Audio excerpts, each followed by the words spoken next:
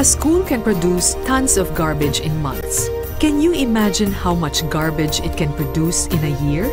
Ang basurang nanggagaling sa ating mga paaralan sa buong bansa ay dumadagdag sa halos 37,000 toneladang basura araw-araw. This is reason enough for schools to teach and practice solid waste management and to mobilize everyone to work towards the achievement of our national goal, zero waste. We're doing this for our future. The teaching and practicing of solid waste segregation in schools will enable us to ensure that our children will grow up understanding how important it is and how it will affect our future, our country, our planet. Proper waste segregation must become a way of life. Likas namang malinis ang Pilipino. Second nature naman sa ating mga anak ang maging malinis sa kanilang mga katawan. Kaya madali nilang magagawa sa kanilang kapaligiran.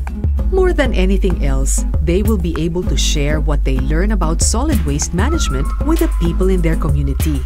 This is the primary reason why the DENR launched its search for the most sustainable and eco-friendly schools in 2009.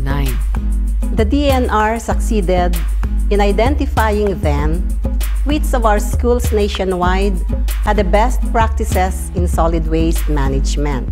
For the 2011 search, these were the winners. First placer, Iliranan Elementary School, Negros Occidental Province. Second placer, Kibawe Central School, Bukidnon Province. Third placer, San Mariano Elementary School, Oriental Mindoro Province. In the high school category, the 2011 winners, first placer, Camarines Sur National High School, Camarines Sur Province. Second placer, University of San Jose Recoletos High School, Cebu Province. Third placer, Daniel R. Aguinaldo National High School, Davao City.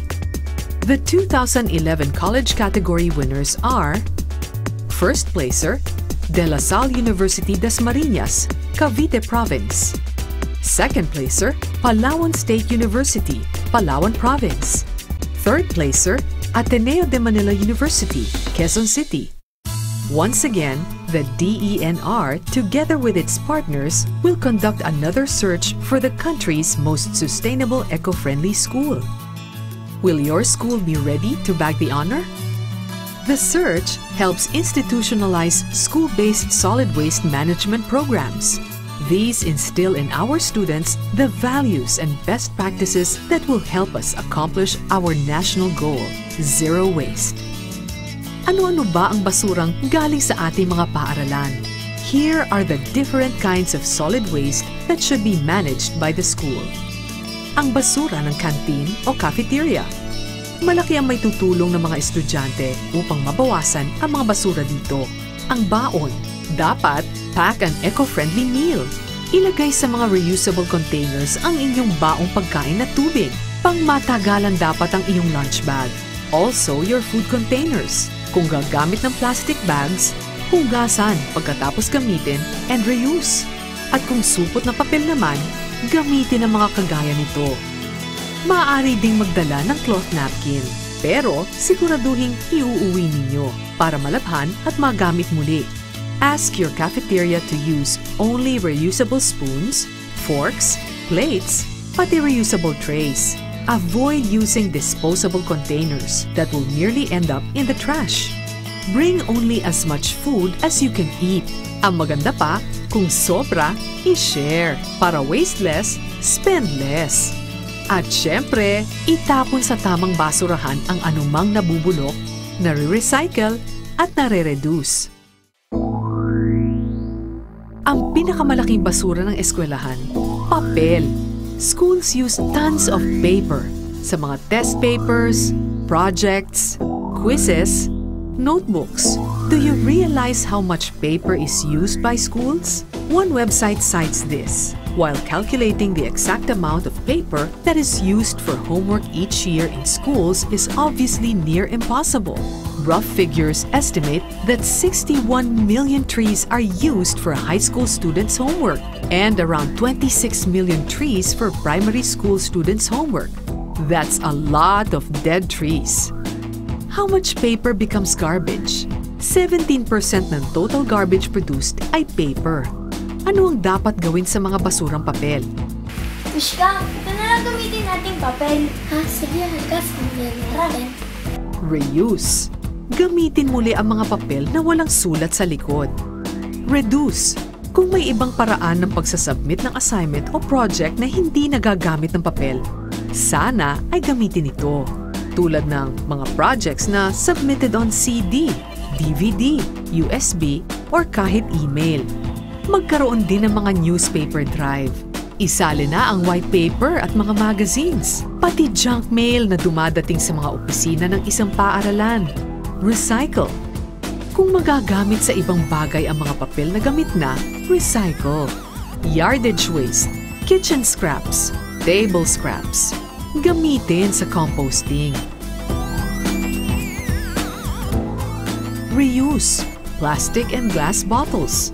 Maaari ding i-reduce ang mga plastic and glass bottles. Mapapakinabangan ang mga ito ng mga junk shops at recycling centers. Sa mga paaralan din natin dapat ituro sa mga bata na ang pagtayo ng mga open dump sites ay bawal ayon sa batas. Sadly, almost 37.7% ng 1,610 LGUs nationwide use open dump sites that are already banned by RA 9003. Sanitary landfills are in. Open dump sites are out. Ramdam na natin ang mga epekto ng basura sa climate change. Climate change is threatening the sustainability of life on the planet. Kung maaayos lang natin ang solid waste management, mangyayari ang zero waste.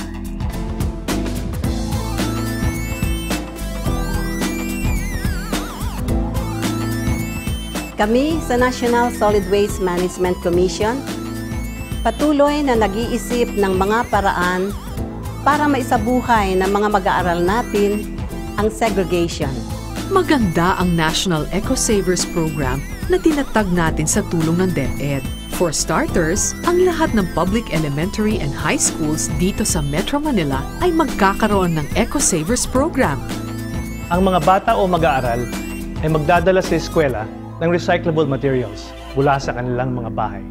When they turn in these recyclables, they earn points sa kanilang passbook and they can exchange such points na naipon nila for school items or products.